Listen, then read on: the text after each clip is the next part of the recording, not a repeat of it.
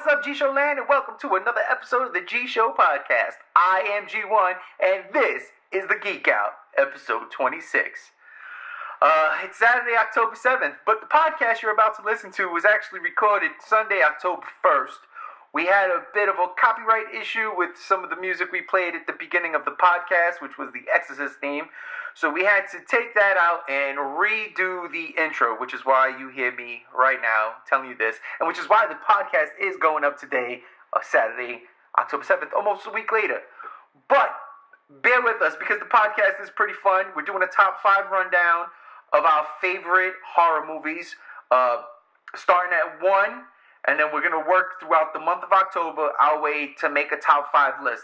So check that out. We'll also be back tomorrow with our second pick for our top 5 list, and then we're going to do a top 5 zombie movie list tomorrow on the podcast. And then going forward, every weekend in the month of October, we will have 2 podcasts, one on Saturday and one on Sunday, and each one dealing with a different top 5 in the horror genre. Because it's October, I love Halloween, Matt loves Halloween, Chris loves Halloween. We just love this month, so we're in it to win it, and I hope you stay with us. So, that being said, I'm going to get off of this little bullshit intro and let the podcast speak for itself. I hope you enjoyed me and Chris ramble on a podcast that was supposed to be there last week. But hey, you get 2 for the price of 1 this weekend. So enjoy this show. Ooh, it is October 1st, which means my favorite month of the year is here finally.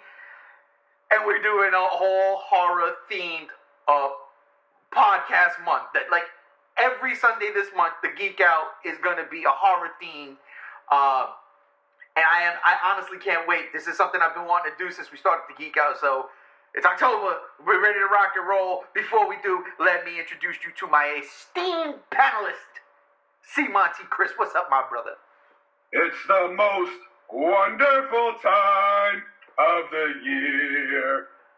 That is a lovely singing voice. The kids trick-or-treating and everyone pleading, give in to your fears.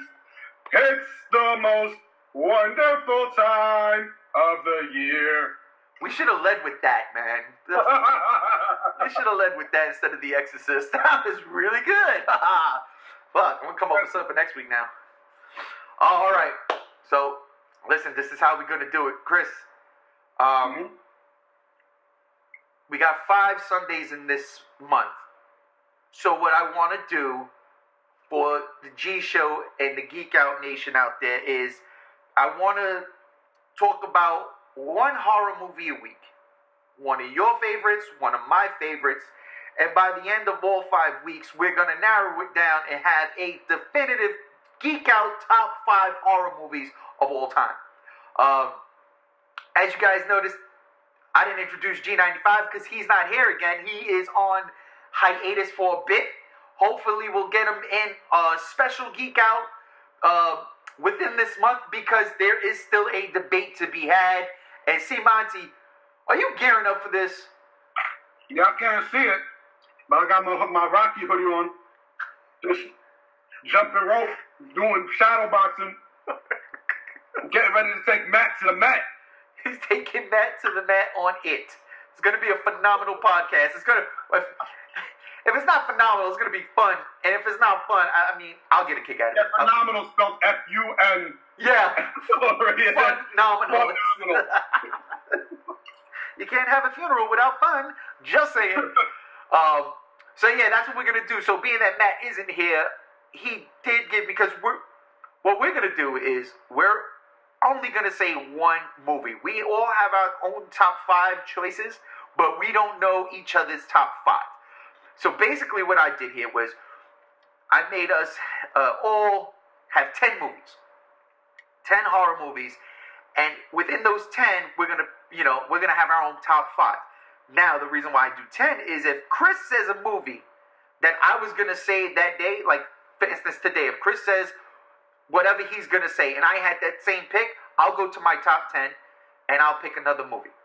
And then at the end of the month, being that I was going to pick that movie anyway, it more than likely will make the list. Unless Matt can make, an epic argument against it, but because Matt's not here, Matt is actually, you know what? Matt's probably prepping himself right now. You know, he's ready to go. I believe he's ready to go. He's going to knock you out the box, Chris. Knock you out. He ain't ready for that debate, though. He might be ready for the top 5 list, but he ain't ready for me to take him to the mat on it. All right. So let's get into this. So, yeah, that's what we're going to do this month. Also, today we're just going to focus on, 2 movies. One from Chris, one from myself. And we'll go a little bit in depth and just have fun with it. But the next couple of weeks, I would say, the next couple of weeks, we're going to have a different theme. So next week, for instance, we'll do the top 5 horror icons. And then the following week, we'll do the top 5 zombie movies of all time. Along with our movie picks, we'll wrap it up at the end. But let's get this horrific podcast started. Chris, I'm going to let you go first and do the honors. One of your favorite scary movies. Okay. So, the movie I'm going to lead with for this week is Wes Craven's New Nightmare. Wow. I'll tell you why. Now, Nightmare on Elm Street is a classic. That goes without saying. Freddy Krueger is an iconic horror villain. That goes without saying. And I love that movie to death. The reason why I'm not leading with that and going with New Nightmare instead is because after Nightmare on Elm Street came out and Freddy's popularity blew up and everything like that, he became like this iconic, and they started making him a bit campy. From part 2 on and everything, I felt like they just kind of gave more and more. Because in Nightmare on Elm Street, he taunted his victims, and that was like the first time in a slasher film you actually saw the horror icon speak and interact with his victims and everything, as opposed to just kind of chasing them around and stabbing them and everything. You had the characters like Michael Myers and Jason and Leatherface and everything who didn't really talk. They just did what they did. Freddy Krueger was the first one to actually taunt and antagonize, and I dug that. But then in the sequels, they started making him more playful, like too playful and too taunting and too jokey and too campy. And it kind of detracted from the horror and just kind of turned him into this kind of character or caricature. And then you started having that TV series, the Tales from the Crypt style thing with Freddy Krueger. And he had a Freddy Krueger rap and everything like that. I love that rap, man. Look, and it's cool, for someone who's a horror geek, I'm not knocking any of that. I'm not saying I don't appreciate that stuff. But from the film angle of it, I go to horror movies to try and be scared. I enjoy the horror of it. And the franchise itself kind of started to veer off the beaten path on that and started becoming a little campy and playful and everything. And then, what was it, 90, it was 95 when that movie came out, right? Around that 94, 94, yeah, it was mid-90s. Mid-90s that movie came out. And by that point, Wes Craven, who had created the character, created the franchise and everything like that, hadn't really been doing the movies. He came out and took the character back, and that's what New Nightmare did. He took the character back and brought Freddy back to his roots. And it became this whole subversive meta thing where it's Heather Langenkamp, who played Nancy in her real life, supposedly, and Freddy is bleeding into that, and he's a real thing that's coming into the real world and he was scary again. It wasn't when he was taunting the people, it wasn't as playful, making little jokes and everything like that, and little quips and stuff. He was legitimately taunting him the way that you would imagine a serial killer taunting, and it became scary again, it became dark. And I really dug how it brought the franchise back. And it kind of went the other way again since then. But New Nightmare brought the franchise back to its roots. And it had the whole angle of it being meta and crossing universes and everything like that. And I really dug it. And that's why I'm leading off with that for this top 5 list that we're getting to. That is a solid choice. I can't even... I've got some complaints and arguments against it, but, overall, that is a very, very good way to lead off this podcast and this horror list because I'm leading off with Nightmare on Elm Street. That's serious, dude. That's why I was like, wow, because I'm leading off with Nightmare on Elm Street for pretty much all the reasons you said. What it was for me was this is the first movie that scared me to death, and the reason why is because Freddy Krueger is a dream demon, and you always have to sleep, you know. So as a kid, you know you gotta go to bed at a certain time. But now after I seen this movie, Freddy's gonna grab me, he's gonna kill me, and I was freaked out behind it. I was freaked out. I mean, to this day, I still get freaked out because I think about the whole if you die in your dreams, you die in real life thing. I hate that. I'm scared shit, dude. Every time I have a dream that starts going south and something bad's gonna happen to me, I jump up. I'm pretty sure everybody does too, but most of that has to do with fucking Nightmare on Elm Street scaring the shit out of me as a child, and even to this day, that movie still holds up. Like, I still get chills when I watch that movie. The opening, not the opening scene, but the scene where the girl starts, getting torn to shreds on the ceiling.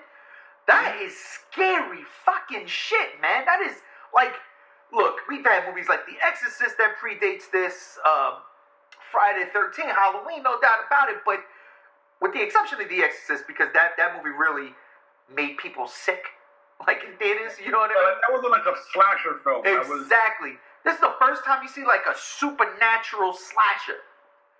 And a very supernatural setting, the dreamscape. And it, honestly, man, it's just absolutely unbelievable. It's such a great concept. Such a great concept. I mean, like, I don't think it puts Wes Craven on the map, but maybe that is the one that put Wes Craven on the map.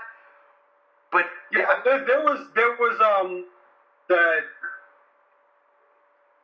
Serpent in the Rainbow thing that he did. Like, that was kind of what got his name out there in terms of like when he did with Bill Pullman, some of the Serpent in the Rainbow, when he went to Haiti and there's like all that voodoo stuff. The voodoo stuff, yeah. And Swamp Thing. I think like Nightmare on Elm Street was probably the one that like really exposed his name as like a master of horror. Master of horror, exactly. That right there. So I mean, it's just so funny now. I mean, what could you say like bad about this movie? I agree with you. Like, it started to after the second one, because the second one is kind of crazy too. It's still freaky and dark, a little homoerotic at times. But hey, whatever, But that's where like the camp started to sneak in. Just a little bit. It wasn't until part 3 where it switched on.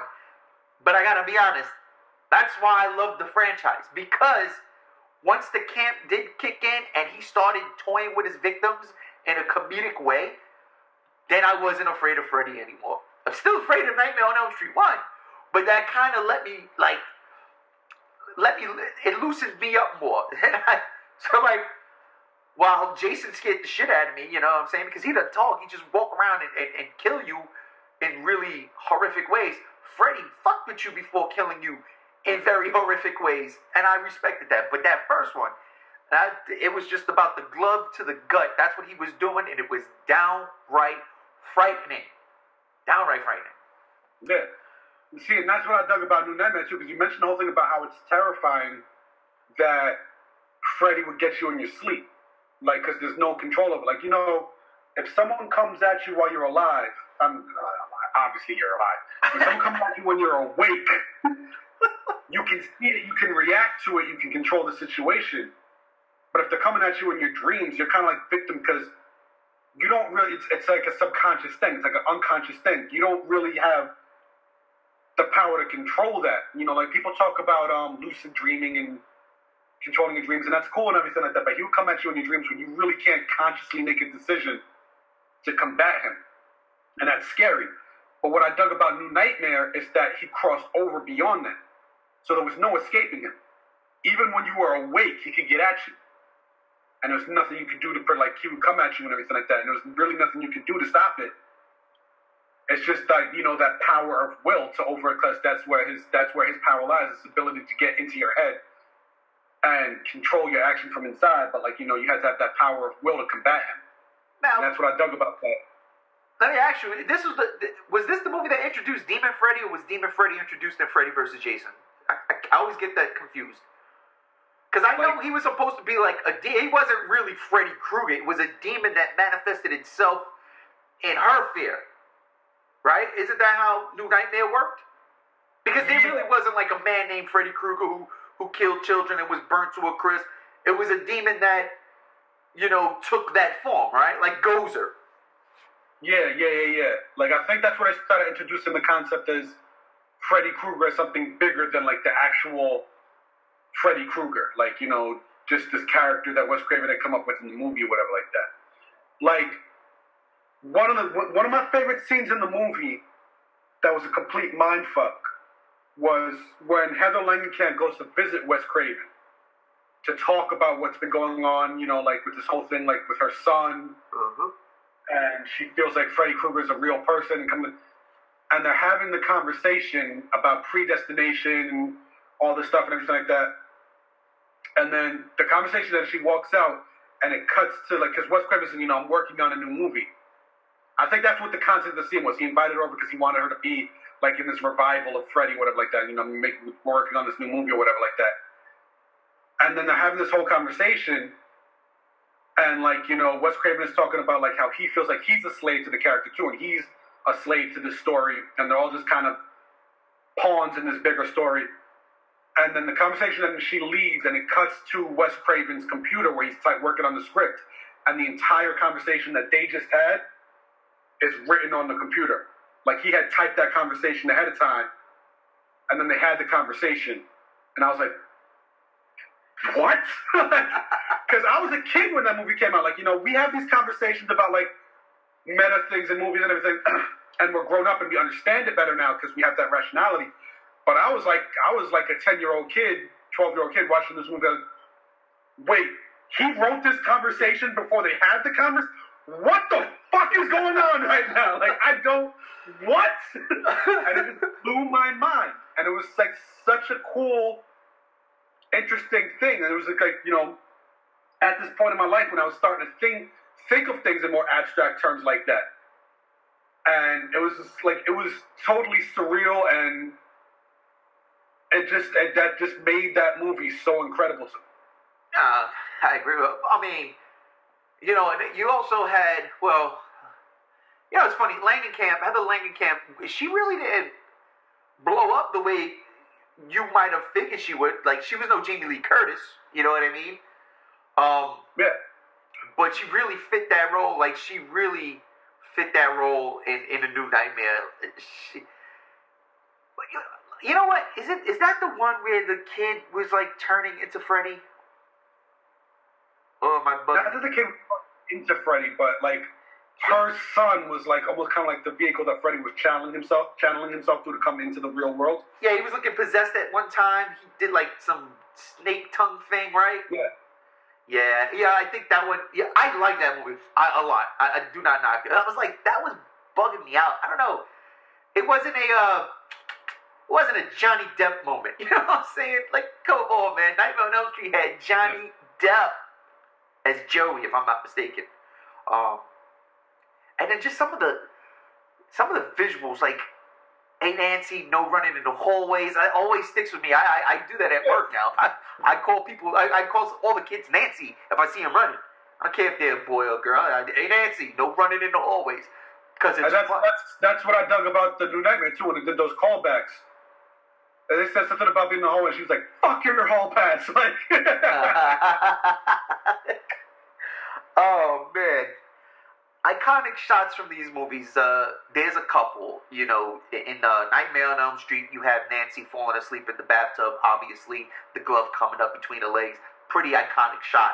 I love that shot. I mean, for male reasons, especially when puberty was hitting back, and I was like, woo-wee, Freddy Krueger. What else? I'll tell you, man, one of the things that I really did like is the end of Nightmare on Elm Street. The concept of them pulling Freddy out of the dream world and into the real world to kill him. And that's the only way to kill him. I love that. I thought that was great too. Especially when they did it And when he's on fire and he's running up the stairs, or was it the mother was on fire?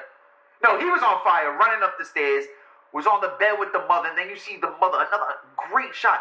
The mother's charred remains just kind of float down into the mattress, into this abyss thing. That freaked me out so much as a kid. Like, yeah. Wes Craven was, like you said, a master of horror genius. I think the only person that had a visual style like that, also a master of horror, is Clive Barker. Was it Clive Barker? It is Clive Barker, right? Yeah. With Hellraiser, things of that, like a real supernatural flair. Because Michael Myers is just stabbing people, Jason is just smashing people up against trees. You know what I mean? Like, there's really nothing to it for these things to kill. Well, Freddy Krueger was an artist with some of his work. And of course, later on, definitely became a real artist. Like, making a puppet out of, you know what I'm saying, a kid using his veins. Which fucking crazy. But, yeah, I'm just totally random. I'm just trying to think of, like, those iconic shots in A Nightmare on Elm Street. Shots that just stay with you because they were visually scary. And it is like, wow, it's such a cool... Like him kind of peering through the wall like that. Oh, man, that is another great shot. Or when he's walking down the halls, down the alleyway, and his arms are really long, and he's like, that, or just the simple glove on the wall. Yeah. And it's making that scratch. That's what bummed me out, because one of my favorite horror comedies is Frighteners by Peter Jackson with Michael J. Fox. Mm-hmm. And like he uses that technique a lot. Like you watch that scene, like you watch that movie, and you have the scene where like Jake Busey's character is like this Reaper ghost or whatever like that. It's like coming out of the walls and everything, and you're like, Freddy Krueger, man. That's where that shit all started from. Like, it was such an iconic thing that other people kind of started to use it. Yeah, definitely. I'll tell you, one of the things I really did like about A New Nightmare, I loved Freddy's look for that film. Yeah. The trench coat. Yeah, they gave him like a more demonic, like, even. And what I like about it, because you mentioned the whole thing about her bringing him into the real world to fight him in Nightmare on Elm Street, and I like how like New Nightmare kind of came full circle on that, where she had to go into the dream world to fight him and save her son. Yep. And it's like a polar opposition to that, and it's like, you know, again coming around full circle and kind of closing the book. Yep. Damn, man, I tell you, shit, I can't believe you picked New Nightmare. That was funny. That is actually kind of crazy. Before we keep going with our Nightmare on Elm Street conversation here, I do want to throw Matt a bone here. He did send me his pick for today, and I'm gonna let everybody know what his pick was, because I'm just that type of guy. I'm a nice guy. His pick, Matt's pick, his first pick, his leadoff, is 2017's It. I don't know why, but that's what he picked. Not a scary movie in any sense of the word. It is not. So, but that's Matt's pick. That's really not Matt's pick. But because he's not here to defend himself, that's what I'm saying he picked. No, I'm gonna be real about it, because I was part of that conversation last night. So I believe he went with John Carpenter's The Thing. Yeah, he did. Which is because I don't want to keep throwing this It thing around too much. I want to give a chance, because I'm it's like Goku and Vegeta. I'm just itching to like see which one of us is the better warrior. But yeah, I agree with him that The Thing is really people don't talk about The Thing a lot when they're talking about like iconic horror movies. People tend to think of stuff like Jason and Freddy and Michael Myers and like The Exorcism, because I don't know if it's just because The Thing hasn't really crossed that, like, it's a cult classic. Yep. And a lot of like, people who are really into film and everything like that are aware, like, it's for them. But I guess it just hasn't really crossed into like that cultural lexicon thing where it's just like mainstream like that. So, it is a really iconic, and I guess most people kind of like see it as like sci-fi horror as opposed to just straight up horror. Right. But it really is such a dynamic film, not just because of the creature, but because of that sense of paranoia it creates. And isolation. Exactly. You have this team of people who are just up in the Arctic, which is like has zero population, and this creature infiltrates them, and it can like mimic any life form or whatever like that, and like any one of them could be the thing at any given time, and nobody knows, you know. And it was like such an iconic thing that so many different. Because there was an original version before John Carpenter did it. It was like from like back in the 60s or whatever like that. Yeah, the late 50s. Late 50s and everything. And you know, back in those times, they weren't really like, horror movies didn't push the envelope the way they started doing in like the late 70s and 80s and everything, when it started getting like really graphic and gory and really playing to what makes us unsettled about horror movies. Is like seeing our bodies being treated in such a way. Like, it's terrifying. There's a certain someone who did that in the 60s. He's an icon. He passed away this year. Yeah. But, so like this movie just like was so iconic in the way John Carpenter did it, and the way he created that atmosphere of isolation and paranoia and everything like that. So many different other sci-fi franchises. Like when you had a series of something like the X-Files or like the Twilight Zone reboot. Fringe. Fringe and everything. They all have a version of that story. Yep. Because it's such a compelling story to tell. I like that you brought up the X-Files. Remember that one episode, I think it was a Halloween episode with a shapeshifter? And the guy said, and he drew Freddy Krueger. He said, "This is what I saw." Oh, the Pops episode. Yes. The Pops episode, yeah. That was so good, man. Just so much fun. Yeah. But yeah, so the thing, like, you know, I can't speak on Matt's behalf as to why he loves The Thing, but I kind of got to feel like that's got to be a little bit about it. Is that sense, because it's not really a scary movie in the sense of, like, you would think of something like Nightmare on Elm Street being a scary movie. Like, there's a fair amount of gore, but it's not really a scary movie in that sense. It's what gets you about the movie is that feeling of, like, if you were in that situation, like, what would you do? Like, holy shit, like, who do you know, you can identify Freddy, you can identify Jason, and you can avoid them, but what if the killer is one of the people you had known all this time was replaced by this thing, and you had no idea figuring out who it was? Yeah, I tell you, man, I do not disagree with Matt at all with this pick. I absolutely love The Thing, and I have a strong feeling that John Carpenter's name will be prominent on this list. I honestly believe that. But The Thing, like, you know how Alien took that sci-fi horror first, like that science fiction horror film in '78, and kind of like, boom, came out the gates and just like blew people away. That's a scary movie. Yeah. The Thing did it like John Carpenter's The Thing kind of not reinvented that, but like just expand. It's kind of like what Terminator did, and then Terminator 2 was like ballistic. You know? Yeah. That's how I felt with Alien and The Thing. The Thing is one of my all-time favorite movies, period. Like, I love that film.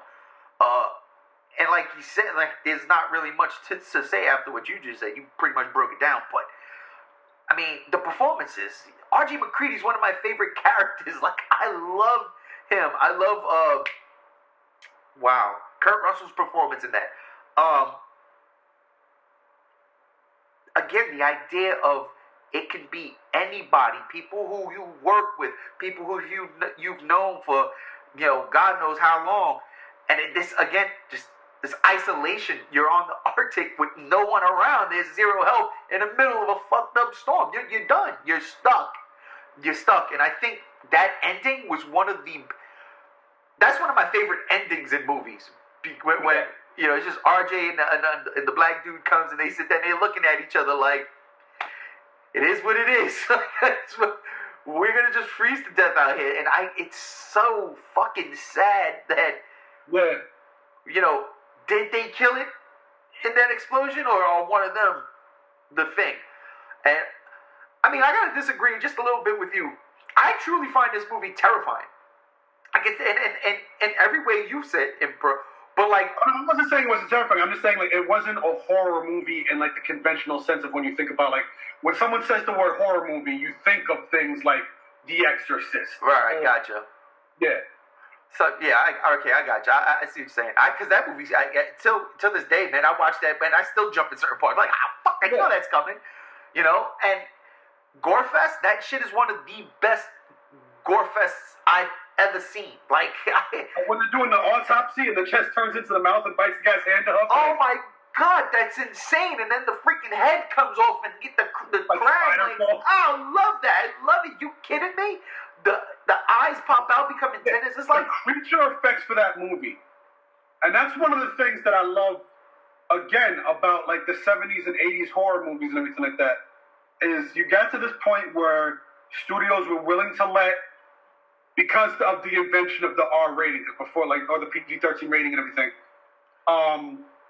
studios started letting filmmakers push the envelope a little bit more. Like, again, when you talk about the original thing in like the 50s, 60s or whatever like that, movies back in that time, they wouldn't really push the envelope in terms of what they were willing to show happen to characters in horror movies. Wasn't a lot of like blood and guts and gore and stuff like that. So then like the 70s and 80s, when they started letting people push the envelope in terms of showing people getting limbs chopped off and heads chopped off and all these creature effects and everything like that. But you didn't have the computer animation now to make it look as like seamless or whatever. Right. Like the stuff that like Rick Baker and Tom Savini and all those other people back then, the inventiveness of the creature effects that they were pulling off at that time was incredible. To create these things that exist physically in the real world and like this puppetry and everything like that, it's mind-boggling. Like you look at the thing and you're like, okay, they actually built an actual like spider head and made it crawl around and stuff. The same thing, like, you know, again, like I don't want to veer too off because we're talking about but like when you look at like American Werewolf in London, the fucking transformation scene in that thing like from the 80s when they had to use all animatronics and everything like that. To this day, there has not been another movie involving werewolves that has looked as good as that. I agree. There's a couple of good ones out there, but that one was... Like, for instance, you take a look at Underworld, you know, they do a good mix of, like, the practical and the CGI and everything like that. But even as cool as their transformation sequences are, they still haven't topped nothing.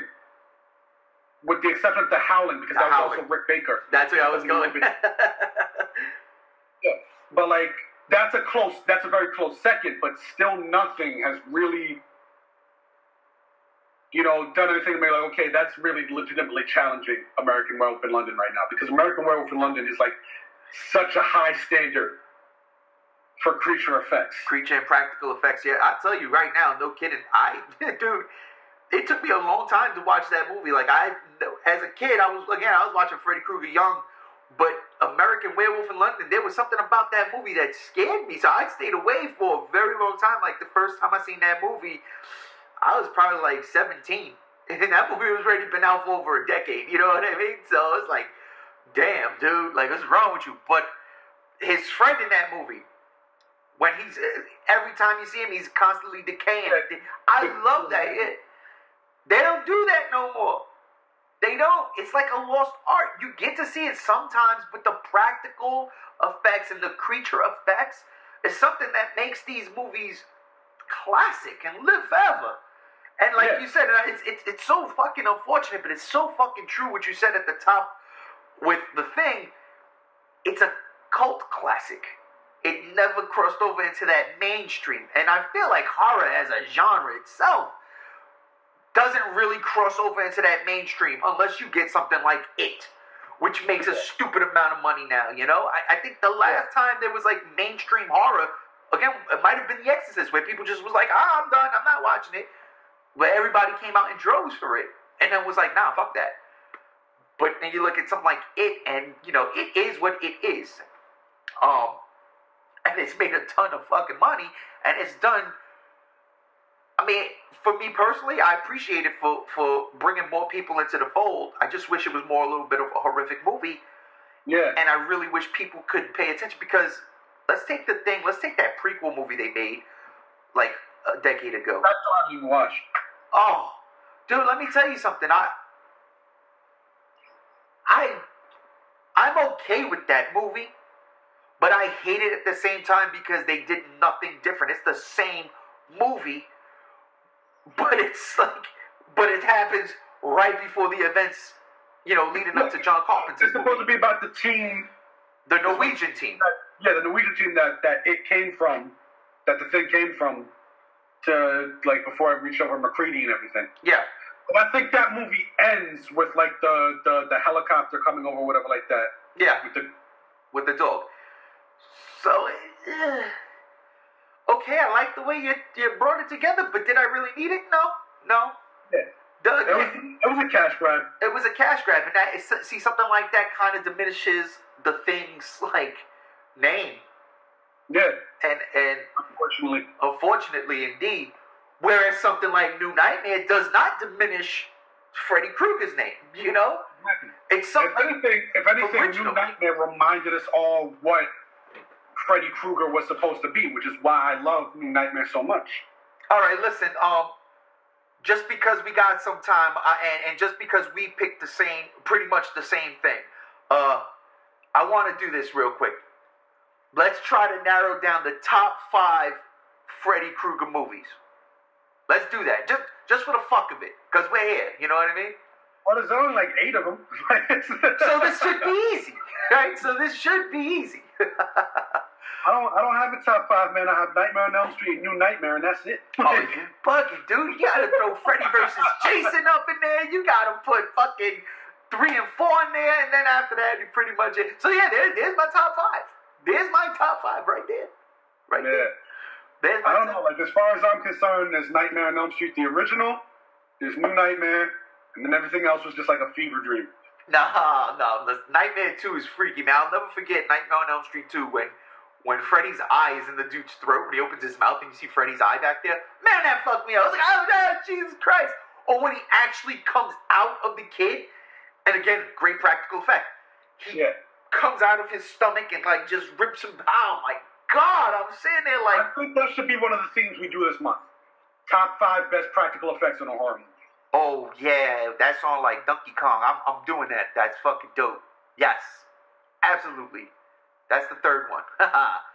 So perfect. There you go. We'll do that. And being that we'll do that, we'll have some time to get our shit together. Yeah. But I mean, not for nothing. In that case, Freddy Krueger had some really cool fucking practical effects. The giant worm in 3, where he's Freddy Worm, and he's swallowing Kristen. I'm like, holy shit. It's a good franchise, man. I think for me, I didn't like 5. I really didn't like 5, The Dream Child, and 6. I saw that shit in the theater. I was so mad. Freddy's Dead, The Final Nightmare. Oh my God. You talk about terrible. No, then again, you have that remake that absolutely sucks. You talk about a fucking movie that's not scary at all. From a freaking horror genre. From a franchise that Platinum Dunes Nightmare on Elm Street was one of the worst things I've ever seen. Like, it sucks so bad. What was there Friday the 13th? You see, but I actually got more entertainment value out of Friday the 13th than I did with this one. I hated it. This thing didn't scare me at all. I was waiting to be scared, a jump scare, anything. Nothing. 0. I didn't like Jackie Earle Haley as Freddy. He didn't do a good job. He did quip a bit, which was that was alright. But that movie, did you see that shit? Yeah.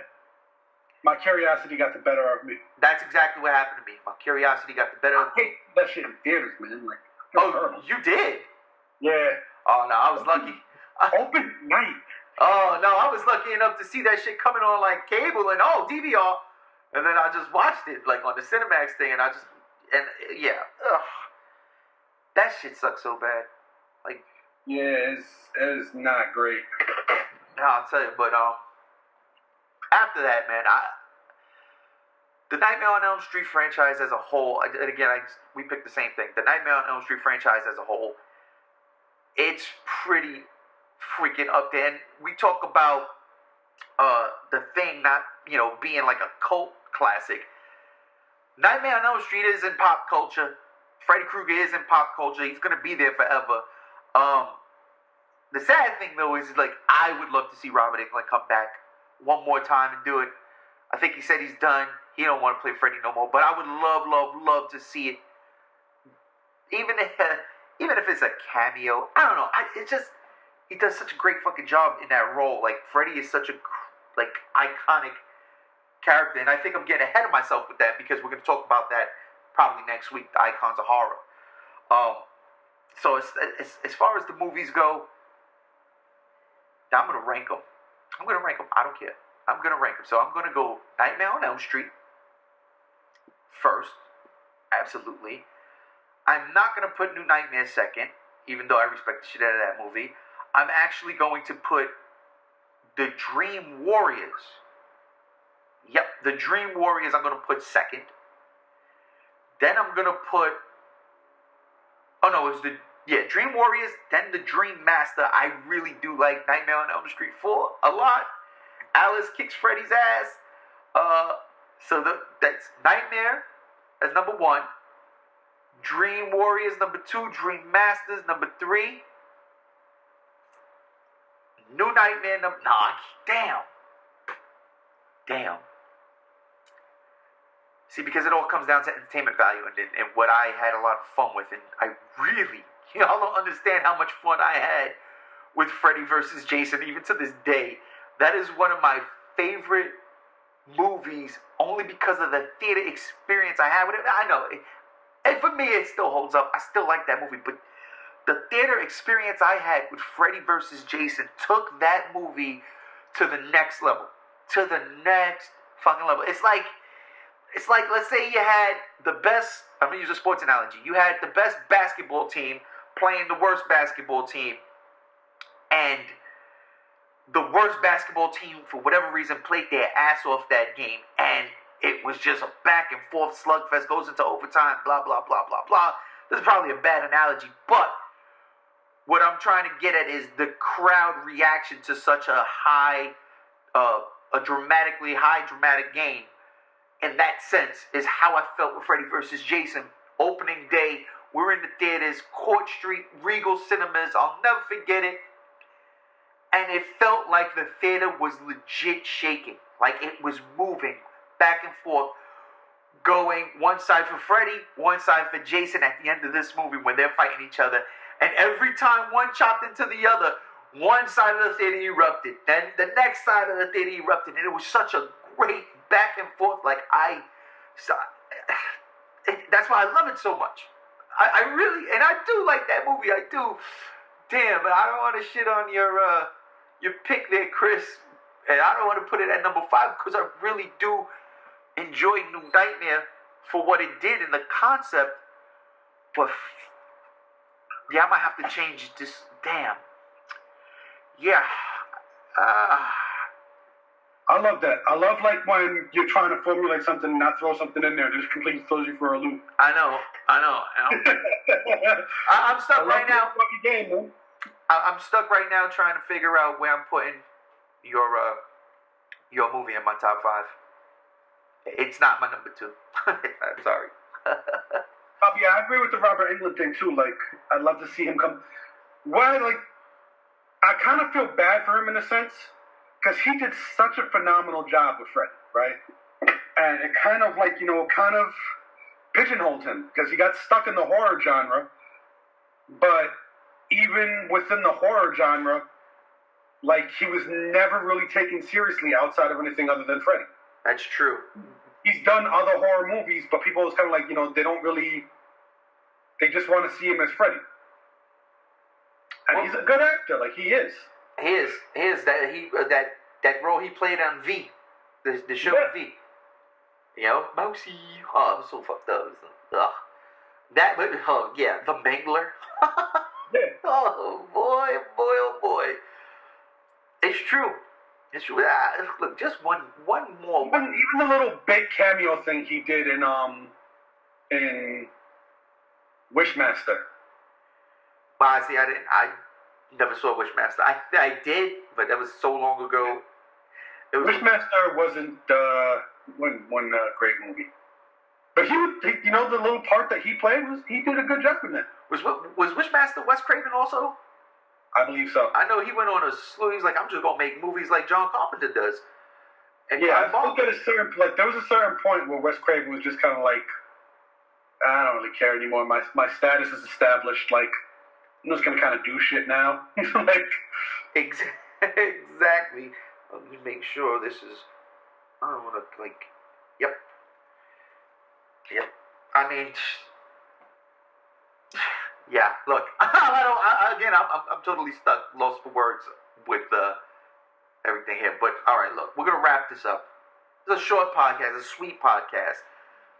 So far, right now, our first 3 picks for eventually what is going to shape our top 5 horror movies for the Geek Out is Chris coming in with The New Nightmare. Wes Craven's A New Nightmare.